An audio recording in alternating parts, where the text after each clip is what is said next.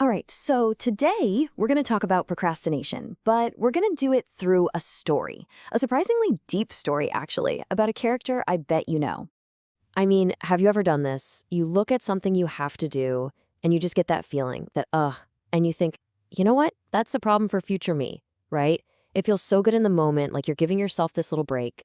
Well, meet Toad. He is going to be our guide through this whole thing, and let me tell you, he is an absolute pro at the I'll do it tomorrow game.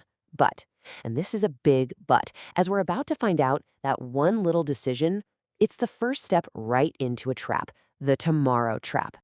So our story kicks off with Toad waking up, and, well, he's got a problem. A big one. His house is a total disaster. And you can just feel it, right? He is completely overwhelmed by just how much work there is to do. And what's his first move? Exactly what our brains are programmed to do when things get uncomfortable. He avoids it. He literally just pulls the covers right back over his head and makes that classic promise that kicks off the whole procrastination cycle. And there it is.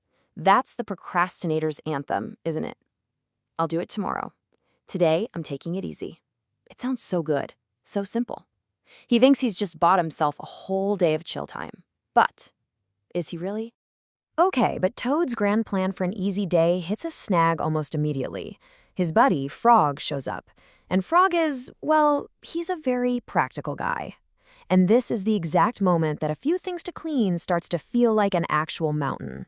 See, Frog doesn't just see a mess. No. He sees a checklist, a series of very specific individual jobs. And by pointing them all out, one by one, he accidentally turns this vague, fuzzy problem into a concrete and super long to-do list for poor Toad. And this list, this is where that whole fantasy of an easy tomorrow just completely falls apart. It's not just cleaning anymore. Now it's specific things. Pick up the pans, wash the dishes, dust the chairs. You see how each one adds another layer of dread? Tomorrow suddenly goes from this happy, relaxing day to basically a jail sentence of chores. And this brings us right to the heart of it all. This is what I call the procrastination paradox. Because, see, Toad thought he was hooking himself up with an easy day, but the way he feels, that tells a whole different story. I mean, just look at him. Is he out having fun? No way. He's just sitting on the edge of his bed, looking totally miserable. That awesome, easy day he had planned? Yeah, it's completely gone. He says it himself, right? Blah, I feel down in the dumps. And this isn't just him being lazy. This is the emotional price you pay for having stuff hanging over your head. You know, psychologists actually have a name for this, the Zeigarnik effect. It's this idea that our brains just can't let go of unfinished tasks. They just keep poking at you, making it impossible to actually relax. So here's the paradox in a nutshell. Toad isn't tired from doing the work. He's exhausted from thinking about the work. All that mental energy we spend dreading a task, it's almost always way more than the energy it takes to just get it done. But then, right when he's at his lowest, feeling all blah, Toad has this amazing breakthrough. He gets it. He realizes the only way out of this pit he's dug for himself is to actually do something. And what happens next is just a perfect map of how you get from dread to relief. It's this super simple but totally game-changing idea.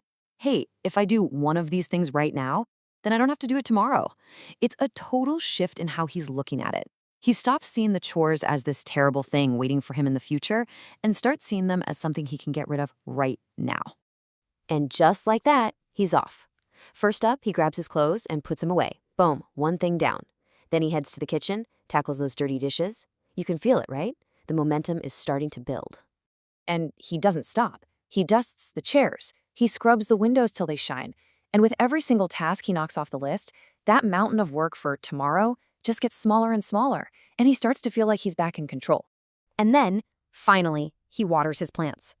That's it. The last thing on the list. Done. That big, scary tomorrow list, it's completely empty. So what did he get for all that work?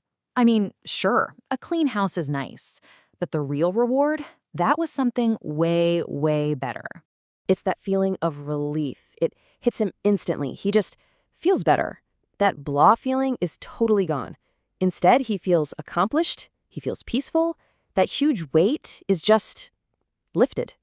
And that's really the big takeaway from this whole story. By grinding it out today, he really truly earned himself an easy, stress-free tomorrow. So now when he goes back to bed, it's not to hide from his problems. It's to get some real rest, knowing that he set his future self up for a great day.